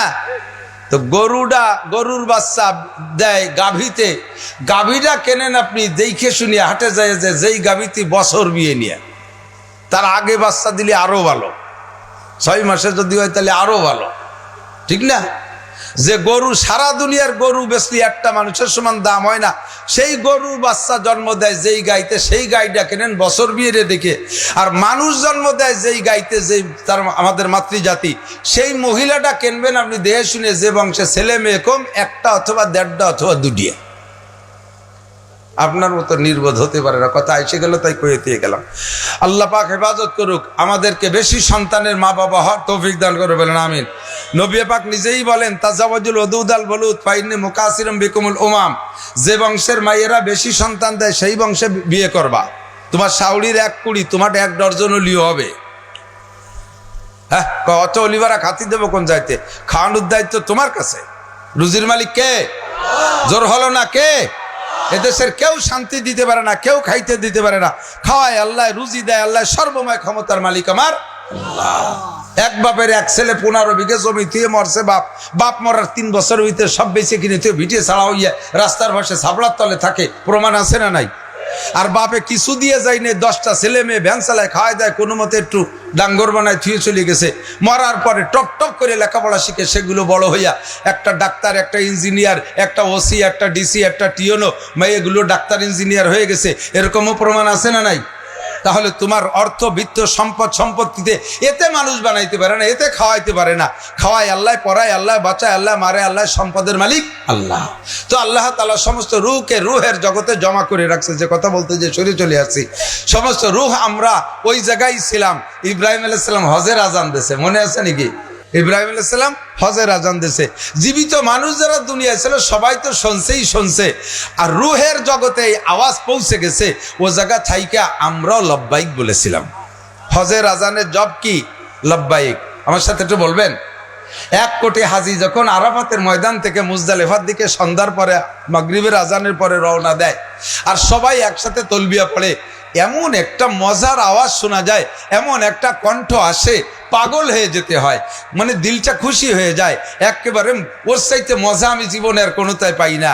একসাথে যখন পড়ে লব্বাইক আল্লাহুম্মা লব্বাইক, পড়েন লব্বাইক আল্লাহুম্মা লব্বাইক, লব্বাইক লা শারীকা লাকা লব্বাইক, ইন্নাল হামদা ওয়ান নি'মাতা লাকা ওয়াল মুলক লা শারীকা লাক। আমার সাথে আরেকবার বলেন, লব্বাইক আল্লাহুম্মা লব্বাইক, লব্বাইক লা শারীকা লাকা লব্বাইক, ইন্নাল হামদা ওয়ান নি'মাতা লাকা ওয়াল মুলক লা শারীকা লাক। এটা হলো হজের তালবিয়া। আমরা সবাই রুহের জগতে এই আওয়াজটা শুনে এই তালবিয়া পড়েছিলাম। তো সবাই পড়ে নাই। মুফাসসিরিনে কিরাম লেখে, এই আওয়াজ ওই জায়গা পৌঁছানোর পরে যারা লব্বাইক বলেছিল, যারা ওখানে লব্বাইক বলেছিল, দুনিয়ায় আসার পরে তারা যত গরিব হোক, বিশ্বের যত কাবাঘর থেকে যত দূরে হোক, যত গরিব হোক, যদি ও জায়গা লব্বাইক বলে থাকে, তাহলে দুনিয়ায় আসার পরে সে একবার না একবার হজ হোক আর উমরা হোক, এর জন্য মক্কায় যাইতেই পারবে, কোনো সমস্যা নেই। আল্লাহ তাআলা তাকে নিয়েই ছাড়বে, যে কোনো পদ্ধতিতে নেবে। আপনাদের এই মুকশেদপুরের সন্তান কোন গ্রাম তা আমার জানা নাই, রেস্টায় আমাকে দাদা হতো। আমাদের সুলতান শাহী স্কুলে, সুলতান শাহী হাই স্কুলে উনি মাস্টারি করতেন। আমার বাপ চাচাদের ফুফা হইতো, কোন দিক দিয়ে তা আমার ভালো করে জানা নাই, অনেক আগের কথা। রিটায়ার্ডের পরে উনি পাগল হয়ে গেলেন। তো আমি সে সময় মৌলানা হয়ে গেছি। দেখা হইলে বলতো, নাসির দোয়া করিস হজে যাব। বিলকুল পাগল, একেবারে পাগলই হয়ে গেছে। নাসির দোয়া করিস হজে যাব। আমরা তামাশা মনে করতাম যে হজের পাগল আগের থেকে ছিল, এখন পাগল হয়ে গেছে, তাই হজের পাগলামি করে। এই করতে হজের মাসখানিক আগের থেকে বুড়ো বাংলাদেশে নাই, 5 ফুটও করে নাই, কিচ্ছু নাই, খালি পাগল, এমনি রোড পাগলই হয়ে গেছে। নামাজ পড়ে না, পাগলামি করে বেড়ায়। কয় দোয়া করিস হজে যাব, যার সাথে দেখা কয় তারে কয় দোয়া করিস হজে যাব। মাসখানিক আগের থেকে এলাকার থেকে উধাও, লোকটারে খুঁজে পাওয়া যাচ্ছে না। আল্লাহু আকবার।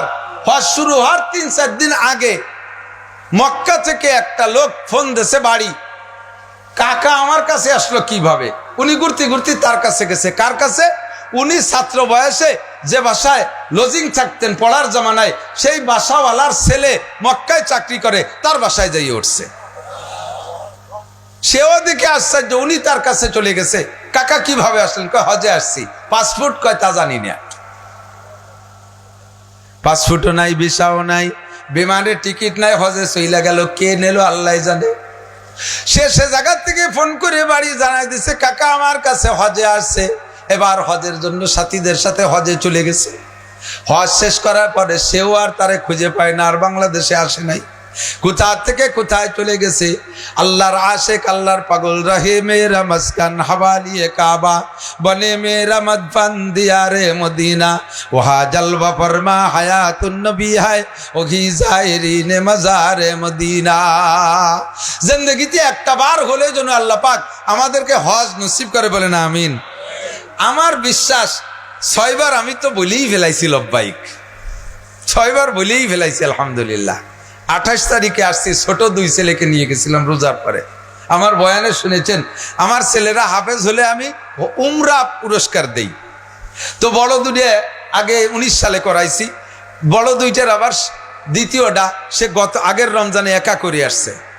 ও বলতেছে আব্বু আমার একটু মক্কায় যাইতে মনে চাচ্ছে, একটু মদিনা যাইতে মনে চাচ্ছে। একা একাই চলে গেছে, টাকা দিয়ে পাঠাই দিছে। আর একেবারে ছোট 2 এবার হাফেজ শেষ হয়েছে, ওই 2টাকে এবার নিয়ে নিজের সাথে করে ঘুরে নিয়েছি। মোট দিয়ে 6 বার গেছি। ভিতরে জ্বালা উঠে গেছে, এখন মনে চাইতেছে না বাংলাদেশে থাকতে। ঘুমাইলেই স্বপ্নে দেখি হেরেম শরীফে নামাজ পড়তেছি, ঘুমাইলেই স্বপ্নে দেখি মসজিদে নববীর জামাতে নামাজ, ঘুমাইলেই স্বপ্নে দেখি যে জাহাজে যাইতেছি, ঘুমাইলে স্বপ্নে দেখি বিমানে যাইতেছি। ভিতরে জ্বালা এসে গেছে। ও দোস্ত, ভিতরে জ্বালা তৈরি করেন। মুসলমানের সন্তান হইয়া 12ই 34 উড়াকান্দি যান, ঠাউর বাড়ি হিন্দুকের সাথে। এরকম কিছু আল্লাহ আল্লাহ লোক আছে না? আল্লাহ আল্লাহ বুজুর্গ বেজির গু উড়াকান্দি যা মুসলমান আছে না নাই? কতক্ষণ আছে না নাই? পাসপোর্ট ভিসা করছে, ইন্ডিয়া যাবে ভ্রমণ করতে, আছে না নাই? পাসপোর্ট ভিসা করছে, সিঙ্গাপুর যাবে দেখতে, আছে না নাই? পাসপোর্ট ভিসা করছে, লন্ডন যাবে, আছে না নাই? তার পাসপোর্ট ভিসার ভিতরে, তার বিদেশ সফর সূচির ভিতরে মক্কা মদিনা নাই। কপাল পোড়া মুসলমান। জিন্দেগিতে সিদ্ধান্ত নেন, আমার সাথে এইবার যে উমরা করে আসছে, এসে রূপসার ঘাটে কুলি, রূপসার ঘাটের কুলি, ও জায়গার থেকে তার কাছে ফোন গেছে, মক্কায় থাকা অবস্থায় ফোন গেছে ওখান থেকে, তুমি কোথায় মাল আসছে? তো বলতেছে আমি এই তারিখে আসবো, এরপরের থেকে আমার জন্য মাল রাখেন। লোকটা ওই জায়গা কুলি, উমরাতে আইসেও কুলিগিরি করবে। জীবনের শুরু থেকে দৈনন্দিন ইনকামের থেকে কিছু পয়সা ডানি রাখে, আলাদা করে রাখে। যখন টাকার পরিমাণ হয়েছে 2 লাখ, 1,45,000 টাকা ট্রাভেলসে দিয়ে, বাকি 65,000 টাকা, 55,000 টাকা নগদ টাকা নিয়ে এই লোকটা আমাদের সাথে এবার উমরা করে আসছে। কিছু জানে না, আলিফ বা তাসা কিছু জানে না। শুনলে হাসবে, এই ঘটনা আমার সামনে পেঁচে যায়। উমরা করতে তো একসাথেই গেছি, আমরা একটু আগে চলে আসছি, উমরা বুড়ো কজন পিছিয়ে পড়ছে। আইসে আমার কয় হুজুর তওব করার পরে পরে সাফা মারিয়ে চলে আইছি, তওব করার পরে সাফা মারিয়ে চলে আইছি। আমি কি করে বাংলাদেশে সাফা মারো, এই জায়গায় সাফা মারছো? কিরম সাফা মারলেন? কয় যে এই পাহাড়ের থেকে ওই পাহাড়ে 7 বার গেছে, এর সাফা মারা কয় না, সফা মারোয়া। সফা মারোয়ার উনি চাপা মারিয়ে চলে গেছে। হাসতে হাসতে রুমির সবাই গড়ে যায়। এই হলো পাবলিক। তারপরও সে আল্লাহর মহব্বতে, রসুলের মহব্বতে মক্কা মদিনা গেছে। যাবেন না ইনশাআল্লাহ? জীবন বীমা অন্য লাইনে করতেছেন, জীবন বীমা একটু হজ উমরার নিয়তে করেন। আসেন ইনশাআল্লাহ, যাবেন, ভালো লোকদের সাথে যাবেন, সব জায়গা দেখতে পারবেন।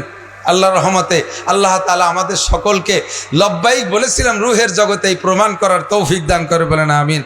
নবী আলাইহিস সালাতু ওয়াস সালামের সামনে বৈশা সাহাবায়ে কিরাম সালাম দিতেন, আসসালাতু ওয়াসসালামু আলাইকা ইয়া রাসূলুল্লাহ, আসসালাতু ওয়াসসালামু আলাইকা ইয়া হাবিবাল্লাহ। নবী পাককে সরাসরি দেখেছে, আমরা দেখি নাই, ঠিক না? আমরা দেখি নাই। তাহলে আমরা যে দেখি নাই, কেন দেখি নাই? নবীর জামানায় জন্ম নেই নাই, তাই তো দেখি নাই। তাহলে নবীর জামানায় জন্ম নেই নেই, এটা কি আমাদের ইচ্ছার উপরে? আল্লাহ আমাদের পিছে ফেলাই দিছে না? তাহলে আল্লাহই তো আমাকে হাতে ধরে ঠকাইছে। এবার আল্লাহকে কিয়ামতের ময়দানে অ্যাটাক করবো, আল্লাহ তো এড়াই যেতে পারবে না। তুমি আল্লাহ ধরে বান্ধা আমাদেরকে রসুলের জামানায় যদি না পাঠাইয়া এতবারে 1400 বছর পরে তাও পাঠাইছো বাংলাদেশে, কে একটু সৌদি আরবে পাঠাইতিয়া? তুমি যদি আমাদেরকে রসুলের জামানায় পাঠাইতে, তাহলে আবু বকর, ওমর, উসমান, আলী, তলহা, জুবাইর, বিলাল, আম্মার, সোহাইব, এগুলো আমরাও হইতাম। আল্লাহর কাছে জবাব আছে। দোস্ত, তুমি রসুলের জামানায় হইতে হইয়া জন্ম নিলে আবু বকর হইতে না আবু জাহেল হইতে, তার ঠিক কি? রসুলের জামানায় কি সব আবু বকর না আবু জাহেলও ছিল? রসুলের জামানায় হয়ে তুমি ওমর হইতে না তুমি উতবা হইতে, তার ঠিক কি? রসুলের জামানায় হয়ে তুমি উসমান হইতে না সাইবা হইতে, তার ঠিক কি? রসুলের জামানায় হয়ে তুমি আলী হইতে না তুমি আবুল আহাব হইতে, তার ঠিক কি? তোমারে পিছে ফেলায় ঠকাই নাই।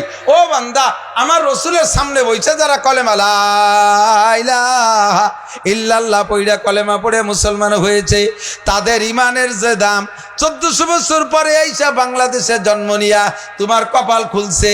তুমি আব্দুর রহিমের সন্তান, তুমি রহিমা খাতুনের সন্তান। জন্মের পরে তুমি মূর্তি পূজা দেখো নাই, তোমার আব্বা মা মূর্তি পূজা করে না, দাদা দাদি মূর্তি পূজা করে না। আরে তুমি মুসলমানের ঘরে জন্ম নিয়েছো, কলেমা পড়া তোমার জন্য সহজ হয়েছে।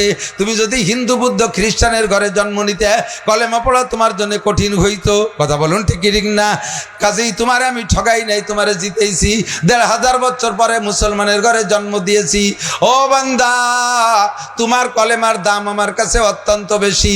আরে আমার নবীর সামনে বৈশা সাহাবায়ে কেরাম যারা কলেমা পড়ে মুসলমান হয়েছে, তাদের ইমানের চাইতে তোমাদের ইমানের দাম আমার কাছে 100 গুণ বেশি। তোমারে পিছে ফেলে আমি ঠগাই নেই, ব্যবস্থা তোমার জন্য আছে, ঠিক না? প্রথম কাতারে বইছে যারা খাইতে, তারা তো উবাললোট, খাইও পারে না, প্লেটের পর গোস্ত থিয়ে চলে গেছে। শেষ বৈঠক পর্যন্ত কি ওই পরিমাণ গোস্ত থায়? মনটা খারাপ যে আগ বৈঠকে কেন বসতে পেলাম না, পিছে পড়ার কারণে গোস্ত বেশি পেলাম না। মালিকই কানে কানে এসে কয় যে ভয় নাই, চিনতে ওরা লাগবে না, ওকে দই দেই নে, তোদের জন্য দই আছে। এক কায়দায় পোষাই দেওয়ার ব্যবস্থা বাড়িওয়ালার কাছে আছে, তাই দিয়ে তারা পোষায় দেয়, ঠিক না? মালিক বাড়িওয়ালা আমাদেরকে পোষায় দিয়েছেন, 1500 বছর পরে আমাদেরকে ঠগাই নাই। আমাদের কলেমার দাম এরকম বেশি। নবী পাক সাল্লাল্লাহু আলাইহি ওয়াসাল্লামকে আল্লাহ পাক রব্বুল আলামিন এই জাতীয় সুসংবাদ দেওয়ার জন্য পাঠিয়েছেন। হুজুর বলেন, আল্লাহ পাক বলেন, ইয়া আইয়ুহান নাবিয়্যু ইন্না আরসালনাকা শাহিদাও ওয়া মুবাশশিরা ওয়া নাযীরা। হে নবী, তোমারে পাঠাইছি উম্মতের জন্য সত্য সাক্ষী দেওয়ার জন্য, উম্মতের পক্ষে বিপক্ষে সত্য সাক্ষ্য দিবা, এজন্য তোমারে পাঠাইছি। উম্মতের পক্ষে তুমি হাসরের মাঠে যা বলবা আমি সেই অনুযায়ী বিচার করব। নবী পাককে উকিল হিসেবে আল্লাহ তাআলা ব্যবহার, আমরা আমার দিক তাকান, নবী পাককে আল্লাহ তাআলা উকিল হিসেবে ব্যবহার করবেন। নবী যার পক্ষে যেমন বলবেন আল্লাহ পাক বিচার তেমন করবেন। আল্লাহ পাক কি আমাদের সবকিছু দেখে কি দেখে না? দেখে না? আল্লাহর কি কোনো উকিল লাগে? আরে ভাই, আমাদের কোর্টের বিচারপতি বিচার করেন, উনি তো ফিল্ডে ছিলেন না, এই জন্যই বাস্তবটা বলার জন্য আমাদের উকিল লাগে, ঠিক কি না? মারামারি যে জায়গা হয়েছে ও জায়গা বিচারক ছিলেন না, এই জন্য বাস্তবটা বুঝোই বলার জন্য উকিল লাগে। আর আমার আল্লাহ তো সব জায়গা হাজের ও নাজের। কে কোন জায়গা আগান বাগানে বসে গাঁজা খাও, গাঁজা খাওয়ালারা পলিথিন মুড়ি দিয়ে খালি তো আল্লাহ গাঁজা দেয় না, পাট বাগানে খাইলে তো মোটেই দেখে না। দেখে দেখে সুন্দরবনে করম জল জঙ্গলের মধ্যে যে আকাম করলে আল্লাহ দেখে না? দেখে। সব জায়গায় আল্লাহ আছে না নাই? হাজের নাজের কে? একে টাইমে সব জায়গায় উপস্থিত থাকার ক্ষমতা কার? একে টাইমে সবকিছু দেখার ক্ষমতা কার? নবী পাক সব জায়গায় এক টাইমে উপস্থিত হতে পারে? জোরে বলেন পারে? একটু বলতে হবে না, জোরে বলেন পারে? নবী পারে। একে টাইমে সব জায়গায় নবী উপস্থিত হতে পারে না। যদি নবী সম্পর্কে কেউ আকীদা রাখেন আল্লাহ যেমন সব জায়গায় হাজের ও নাজের, নবী এরকম সব জায়গায় হাজের ও নাজের, তাহলে আল্লাহর গুণের সাথে নবীকে আপনি শরীক করে ফেলাইছেন। আপনি বেশি ভালোবাসতে যে আপনি মুশরিক হয়ে গেছেন। নবীকে বেশি ভালোবাসা দিতে যে আপনি মুশরিক হয়ে গেছেন। আর আমরা তো আরো আগায় চলে যাই, নবী তো দূরের কথা, পীর সাহেব হাজির নাজের। পীর সাহেব দেখে, আর পীর জিন্দা অবস্থায় তো দেখে না, দেখে মরার পরেও কবরের থেকে পীর সাহেব অনেক কিছু বোঝে আর দেখে। পীর সাহেব মরার পরেও কবরের থেকে অনেক পাওয়ার আর ক্ষমতা থাকে। একটু কন্যা নাউজুবিল্লাহ। খাজার দরবারে, বাবার দরবারে, কবরে, মাজারে মান্নত, আমাদের বাংলাদেশে আছে না নাই? বাংলাদেশে আছে, ফরিদপুর আছে, গোপালগঞ্জও আছে, আছে না নাই? আল্লাহু আকবার।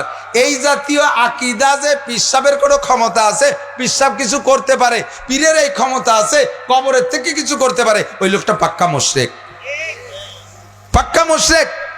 নামাজ রোজা হজ যাকাত যা করছেন কিচ্ছু আপনার আমলনামায় থাকবে না। ভালো করে মনে রাখেন, আল্লাহ রসুল বলেন আখলিস দীনাকা ইয়াকফিকাল আমালুল কলিল, তোমার ইমানকে খাঁটি করো, ইমানকে পিওর করো, অল্প আমলি নাজাতের জন্য যথেষ্ট হইবে। ইমানকে কিভাবে পিওর করব? আল্লাহ কয় লা তুশরিক বিল্লাহ ইন্নাশ শিরকা লাযুলমুন আযীম, আল্লাহর সাথে কেউ রে শরীক করবা না, আল্লাহর অস্তিত্বের সাথে শরীক করবা না, আল্লাহর গুণের সাথে শরীক করবা না। আল্লাহর সাথে যেমন আল্লাহর দ্বিতীয় আল্লাহ নাই, আল্লাহর সাথে আল্লাহর স্ত্রী নাই, আল্লাহর সাথে আল্লাহর সন্তানাদি নাই। আল্লাহ লাম ইয়ালিদ ওয়ালাম ইউলাদ, আমার আল্লাহ জন্ম নেয় না, জন্ম দেয় না। কুল হু আল্লাহু আহাদ, আমার আল্লাহ এক ও একক। আল্লাহুস সামাদ, আমার আল্লাহ দুর্বল না, আমার আল্লাহ কাহারো কাছে ঠেকানা। আল্লাহ কারো কাছে ঠেকা? আরে তোমরা যারা পূজা পাঠ করো সে তোমাদের কাছেই ঠেকা। বছরের শেষে যাইয়ে তোমরা যারা পূজা করো তার রং উঠিয়ে যায়, এরপরে মিস্ত্রি এনে রং দেওয়া লাগে না, রিজির ভাষার রং নিজেই দিতে দিছে ভাই না, ঠিক না? বছরের শেষ হতে হতে হাত পাও দুর্বল হয়ে যায়, কাইতে পড়িয়ে যায়, বাঁশ বাজায় ঠেলে রাখা লাগে, ভাষার ভিতরে দেখেন ডুই দিয়া লাগে। আমার আল্লাহ সারা জীবনেও কোনোদিন দুর্বল হয় না, আল্লাহরে পেলা বাধায় ঠেলে রাখা লাগে। আল্লাহুস সামাদ, ঠিক কি ঠিক না? লাম ইয়ালিদ ওয়া লাম ইউলাদ, তাই তো? এভাবে আল্লাহর সাথে কেউকে কোনো জাতকে শিরিক করা যাবে না। দুই নম্বরে আল্লাহর গুণের সাথেও না। সৃষ্টিকর্তা আল্লাহ, ক্ষমতাদাতা আল্লাহ, রিজিক দাতা আল্লাহ, সন্তান দাতা আল্লাহ। পীর বাবার কোনো ক্ষমতা নাই, নবী রাসূলের ক্ষমতা নাই, কোনো ফেরেশতার কোনো ক্ষমতা নাই। কেউ দিতে পারে না সন্তান, দিতে পারে কে? বিপদ থেকে মুক্তি কে করতে পারে? কাজেই কোনো মাজারে মান্নত হবে, যদি কেউ মাজারে কোনো কবরে মান্নত করে ওই লোকটা পাক্কা মুশরিক। 1000 বার যদি হজ আর উমরা করে তার একটাও কবুল হবে না।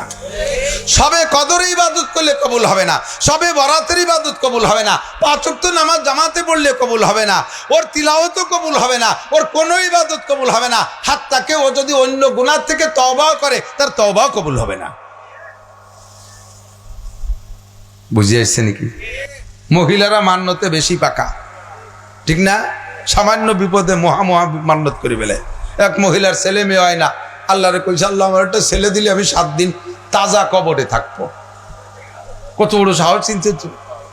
মরার পরে থাকবো কি রে, সেই জ্বালায় দমের নাড়ি বার হয়ে যায় উল্টো বাইস দিয়া, আর সে তাজা অবস্থায় জিন্দা কবরে থাকবে 7 দিন। ছেলে হইছে থাও, ছেলে একটা আল্লাহ দিয়ে দিছে, আল্লাহ তো সরল, কইলেই আল্লাহ মাইনে নেয়। দেশে ছেলে এবার থাক মহিলা না, আজ না কাল, কাল না কত দুধ ছাড়ানো পরে থাক পানি। দুধ ছাড়ার উপরে এখন যদি 7 দিন আবার কোন জায়গা কোন কুখানার মধ্যে যে পড়িয়ে মরে, তাহলে একটু আটা টাটা শিখ, স্কুলে যা শিখ, শেষে স্কুলে যাওয়ার পর এর মধ্যে দেশে মুসলমানের গাডা সারুক, তারপরে থাক পানি। এই অতি অতি প্রাইমারি সাইডে হাই স্কুলে চলে গেছে, সবে মাত্র হাই স্কুলে গেলে আর ছেলে মেয়ে নাই, ওরা রান্ধে বান্ধে খাওয়াবে কিনা, তো বড় সড়ক। তারপরে এর মধ্যে বিয়ের সাথীর বয়স হয়ে গেছে, বিয়ে দেওয়ার জন্য মাইয়ে দেখতেছে। এই মাইয়ে দেখার ভিতর যে স্বপ্নে দেখতে যাই, তোর ছেলেরে বিয়ে দেওয়ার আগে তুই কিন্তু 7 দিন কবরে থাকবি, তাহলে কিন্তু তোর ছেলেও মরবে, বউও মরবে, তুইও মরবি। ফাইনাল মা ফারিবার যাবা কোন জায়গায়? এখন ছেলের কাছে, বাপ তোর জ্বালাই তো মান্নত করছিলাম, কি করা যায় কয় মা আমি কবরে থাই, তুমি বেশি যাও। কয় তোর জ্বালায় আমি মান্নত করছি, তোরে মারি কি আমি বাস ঠিক হবে? আমি তো উড়ো মনে মরিয়ে যাবো। তো কবরেরটা খোঁজ, কবরেরটা খুঁজে এক পাইছে একটু ভুটো রাইস। প্লান প্রোগ্রাম করছে 2 মেপতি, স্বপ্নে দেখতেছে যে কোনো পাইছে হুটো রাখলেই হবে না। এই জাতীয় মান্যত জায়েজ নাই, এই জাতীয় মান্যত করলে তা পুরো করা ওয়াজিব না। ভালো করে মনে রাখেন, এই জাতীয় মান্যত জায়েজ নাই। যদি করে বসেন কেউ, তাহলে পুরো করা ওয়াজিব না। যদি কেউ মান্যত করছে, আল্লাহ কয় কি, গাজী কালু যদি একটা ছেলে দাও তাহলে আমি একটা গাজীর গান দেব। সুবহানাল্লাহ, কি বিল্লাহ। গাজীর গান মান্যত করছে, ছেলে একটা হইছে, এখন গাজীর গান দিতে হবে? মশালা আসে তো আমার কাছে জিজ্ঞাসা করে, এই জায়গা গাজীর গান মান্যত করছেন, ছেলে হইছে, গাজীর গান দেওয়া যাবে না। গাজীর গান জায়েজ নাই, দেবেন না। কয় যেতে মান্যত, সব মান্যত পুরো করা লাগে না, বেশির বেশি আপনি করতে পারেন। গাজীর গান উপলক্ষে যে টাকাটা আপনি বরাদ্দ করছিলেন, ওই টাকাটা গরিবদের মধ্যে দিয়ে দেবেন, গাবেন না, গাজীর গান দেবেন না। মসজিদি মান্যত মানছেন, আমার যদি আল্লাহ একটা ছেলে দেয় তাহলে মসজিদে আমি 5000 টাকা দেব।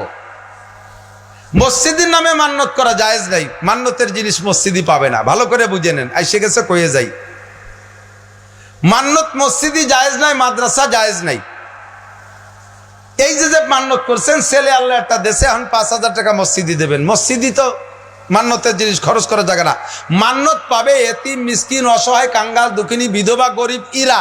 আর মসজিদ তো ধনী গরিব সকলের জায়গা। এই 5,000 টাকা মসজিদে ব্যবহার করলে ওই মসজিদে ধনীরা নামাজ পড়তে পারবে না। এখন এই টাকা কি করবেন মসজিদে? এই টাকা মসজিদে দেওয়া যাবে না, এই টাকা মসজিদ মহল্লার গরিব গুরাবাদের ভিতরে দিয়ে দিলে আপনার মান্যত হয়ে যাবে। সেদিনকে আমার মক্কা থেকে একজনে ফোন দিয়েছে, কয় হুজুর আমাকে মক্কাই থাকে এক বাঙালি, সে মান্যত করছে আল্লাহ যদি তার একটা ছেলে দেয় তারে কাবা ঘরে সোনার চান দেবে। ছেলে তো আল্লাহ তার একটা দেশে, চানও একটা বানায়নি, আমার কাছে জমা দেশে। তা কি এরবো, কাবা ঘরে দরজায় আছে 2.5 মণ সোনা, তোমার ওই অট্টুক সোনার চান তা কোয়ানে রাখবে? তাই হুজুর কি এর আছে এখন দিতে? আমি তো কোনো গরিব গুরাবারে দিয়ে খেয়ে গেলাম, কোনো গরিব গুরাবাকে দে, সে বেঁচে খেয়ে গেলাম। চানের ওজন কট্টুক বানাইছে, কয় যে 1 আনা দিয়ে। কোথায় কাবা ঘরের দরজা 2.5 মণ সোনা, 1 আনা সোনা মানিয়ে তুইছে, হিসেব নিকেশ করে মানতে হয়। এই জাতীয় মান্যতে ইমানের উপরে খতরা হয়। লা তুশরিক বিল্লাহ, আল্লাহর সাথে শিরিক করবা না। আল্লাহ পাক বলে ইন্নাল্লাহা লা ইয়াগফিরু আন ইউশরাকা বিহি ওয়া ইয়াগফিরু মা দুনা যালিকা লিমান ইয়াশা। ও বান্দা, যা করিস আর না করিস ইমানকে ঠিক রাখবি, ইমান রে ঠিক রাখবি। ইমানের ভিতরে যেন শিরিক না ঢোকে, ইমানের মধ্যে যেন কুফর না ঢোকে। আমার মা বোনরা সতর্ক, এ কাজে মহিলারা বেশি দুর্বল। মোটা মোটা মান্যত করে ফেলাই দেয়, বাবার দরবারে, খাজার দরবারে, খানজেলি মান্যত করে, পীরির দরবারে, সে পীরির দরবারে। এ সমস্তগুলো মানবেন না। আরে রসুলের নামে মান্যত করা জায়েজ নাই, সদস্যের নামে মান্যত করা জায়েজ নাই, সরমুনের নামে মান্যত করা জায়েজ নাই, কাবা ঘরের নামে মান্যত করা জায়েজ নাই, মসজিদের নামে মান্যত করা জায়েজ নাই। তা মান্যতটা করব কার নামে? কয় মান্যত হবে একমাত্র আল্লাহর নামে। কার নামে? মানলে মানবা আল্লাহর নামে। সিস্টেম কি? আল্লাহ তুমি যদি আমার একটা ছেলে দাও, তোমারে 1000 টাকা দেব। যা কইছি তার প্রতিকৃতি জায়গা মতো আছি, এ জায়গা প্রতিবাদ করেন কা? ঠিকই আছে। আল্লাহ তুমি যদি আমার একটা ছেলে দাও, তোমার 1000 টাকা দেবো। আল্লাহ ছেলে একটা দেশে, এবার আল্লাহরে 1000 টাকা দেবেন। আল্লাহ কোন মক্তবে থাকে? আল্লাহ কোন মাদ্রাসায় থাকে? আল্লাহ কোন জায়গা থাকে? আল্লাহ কা ইয়াদুল্লাহ ফি আইদিল ইয়াতামা, ইয়াদুল্লাহ ফি আইদিল ফুকারা, ইয়াদুল্লাহ ফি আইদিল মাসাকিন। আল্লাহর হাত ফকিরের হাতের মধ্যে, ফকিরে দিলে আল্লাহ পাইয়া যায়। ইয়াদুল্লাহ ফি আইদিল মাসাকিন, মিসকিনের হাতের মধ্যে আল্লাহর হাত, মিসকিনে দিলে আল্লাহ পাইয়া যায়। ইয়াদুল্লাহ ফি আইদিল ইয়াতামা, এতিমের হাতে দিলে আল্লাহ পাইয়া যায়। ওরে বাবার দরবারে মৈশকে দিলে ওরা খাইয়ে বেলায় আল্লাহ পায় না। ও জায়গা তাগড়া তাগড়া মোসালা শয়তান আছে, আছে না? যত মাজারে দেখছেন মোসালার গুলো সব সেই জায়গাতেই উঠছে। উড়ি মোষের মধ্যে বান্দর ফলাতে পারে। যে মোষ কাটে না, মোষ যে দাড়িতে উমো মাথায় চুলি মোটা মোটা সানি সাপের মতো জট বানাইছে, খালি গায়ে বসে থাকে, বগল এত বড় ঝুলি রয়েছে। ও জীবনে কোনোদিন বগল ছাপ করে নাই, ঠিক না? আরে মিয়া এদিক তাকান, এই দাড়ি জীবন ভরে রাখছি, এতে ময়লা হয় না, গন্ধ হয় না, শুকে দেখে নয়। চুল মাথায় রাখেন, পরিষ্কার রাখবেন, সাবান নেবেন, শ্যাম্পু নেবেন, ময়লা হবে না, গন্ধ হবে না। বুকে কত ক্যাশ আছে, বড় হচ্ছে কত বড়, ময়লা হয় না, গন্ধ হয় না। রানেও কত লোম আছে, জীবনেও পরিষ্কার করি না, ময়লাও হয় না, গন্ধ হয় না, ঠিক না? নির্দিষ্ট যে কয় জায়গার লোম নবী পরিষ্কার করতে বলছেন, ওই জায়গার লোমগুলো টাইম ওভার হয়ে গেলে দেখবেন ময়লাও হয়, গন্ধও হয়, ঠিক না? আল্লাহু আকবার। তুই উপরে চুল দাড়ি, মোসার চুল যাই আছে আছে, মোসার দাড়ি, মাথার চুলের ভিতরে জীবনে কোনোদিন সাবান শ্যাম্পু লাগাই নাই, পরিষ্কার করে নাই, ওর মাথার চুলের ভিতরে জট হয়ে যায়, ঠিক না? আরে সাহাবায়ে কিরাম মাথায় বাবরি রাখছেন, তাদের মাথায় জট হয় নেই। সব সাহাবাদের স্ত্রীদের মাথায় লম্বা চুল ছিল, জট হয় নাই। সমস্ত ইমামদের মাথায় বাবরি চুল ছিল, অনেকের মাথায় জট হয় নাই। আমরা উলামায়ে কিরাম কতজনে বাবরি রাখি, মাথায় জট হয় না। ওই মাজারে আর বাজারে যে কটা থাকে, তাকে মাথায় জট হয়। জটের বেসন পায় কোন জায়গা? রাতের বেলা শয়তানের রাস্তাতে শুয়োরের পায়খানা আর সুইংগাম চাপাইয়ে নিয়ে ওর চুলে আর দাড়িতে পাক দেয়, সেই জায়গা থেকে শুরু হয়। আর সেই ডেরে মনে করে যে খোদা প্রদত্ত কোনো নিয়ামত হয়েছে, নাজিল হয়েছে। এগুলো শয়তানের সুইংগাম চাবাডু আর শুয়োরের পায়খানা, ঠিক না? আর যে জীবনে কোনোদিন মোষ কাটে নাই, চুলের এই অবস্থা, বগলে ঝুলিয়ে গেছে, তার 2 বগল সাফ করলে একখান রান্নাঘরের এক সালে ছাউনি হয়ে যায়, শোন কিনা লাগে না। ও কি নিচে ভাড়া কোনোদিন হাত দেছে বলে মনে হয়? ও বাসা আমাবস্যই গেছে। এর কাছে শয়তানও যায় না বমি হারে। আর মহিলারা যাইয়া তার একটা যদি কোনো জায়গায় মরিয়ে কবর দেয়, সেই জায়গা নিয়ে দুনিয়ার মান্নত সান্নত মানতি তালে থাকে। ও শয়তান, ওর কাছে যারা মানছে তারাও শয়তানের চেলা চামুন্ডা। আখলিস দীনকা ইয়াকফিকাল আমালুল কলিল, তোমার ইমান রে খাঁটি করো, অল্প আমলি নাজাতের জন্য যথেষ্ট হবে। কোনো পীরের কোনো ক্ষমতা, বাবার কোনো ক্ষমতা, খাজার কোনো ক্ষমতা, গাজীর গানের ক্ষমতা, কোনো মূর্তির কোনো ক্ষমতা, কোনো মন্দিরের কোনো ক্ষমতা, লা ইলাহা ইল্লাল্লাহ ইনিল হুকমু ইল্লা লিল্লাহ, ফয়সালা হয় সব উপর থেকে, আসমান থেকে। ওমা কিবালা হাবিস সামা রিজকুকুম ওয়া মা তুআদুন, আরে বাবার দরবারে থেকে রিজিক বন্টন হয় না, রিজিক বন্টন হয় আসমান থেকে। ঠিক কি ঠিক না? আমার ইমানকে ফ্রেশ করি, আল্লাহ পাক আমার ইমানের বদৌলতে আমাকে এক বস্তা নেকি দান করবে। নবী পাক সাল্লাল্লাহু আলাইহি সাল্লামকে আল্লাহ পাক আমাদের জন্য সত্য সাক্ষ্যদাতা হিসেবে পাঠিয়েছেন। যে কথা বলতে যে অনেক দূরে সরে চলে আসি, সব জায়গা নবী দেখে না, আল্লাহ দেখে। সব জায়গায় নবী উপস্থিত থাকে না, আল্লাহ উপস্থিত থাকে। তাহলে আল্লাহ সকলের সর্বহালাত দেখতেছে, কে কি গুনাহ করতেছ দেখতেছে। আল্লাহর তো বিচার করতে কে সাক্ষীর দরকার হওয়ার কথা না, আল্লাহর তো কোনো সাক্ষীর প্রয়োজন নাই। আল্লাহ নিজেই তো ধরে, এই তোর আমি দেখছি, তোর এই চালটু তোর আমি দেখছি, তুই আমাকে পার্কে যাই আমাকে ফ্যামিলির সাথে বসে বসে গাছতলা বসে বসে গল্প করছিস, করছিস কি করছিস না। আল্লাহ একের ধরা বান্ধা দূরে ফেলি আর কাজে আছে নাকি?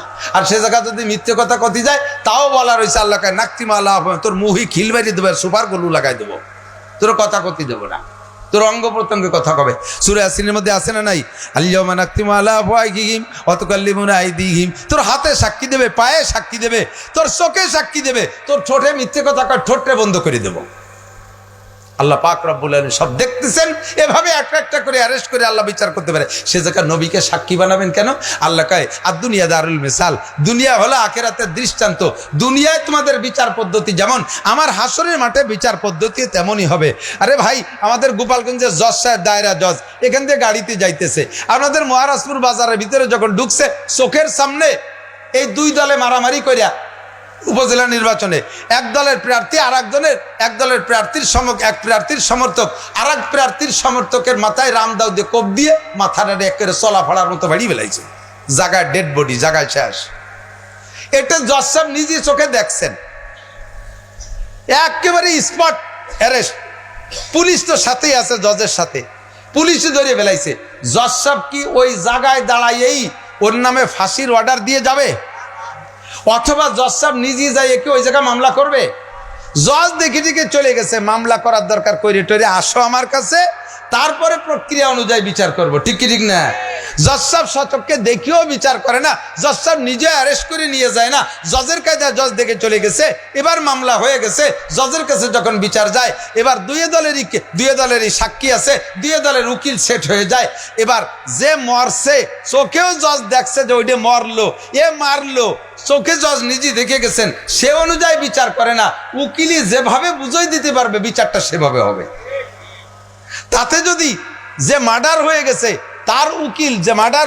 তার উকিল যদি দুর্বল হয়, মার্ডার করনেওয়ালা হত্যাকারীর উকিল যদি শক্তিশালী হয়, কায়দা করে জজরে বুঝাই দিতে পারলি সে মার্ডার কেসও খালাস হয়ে যায়।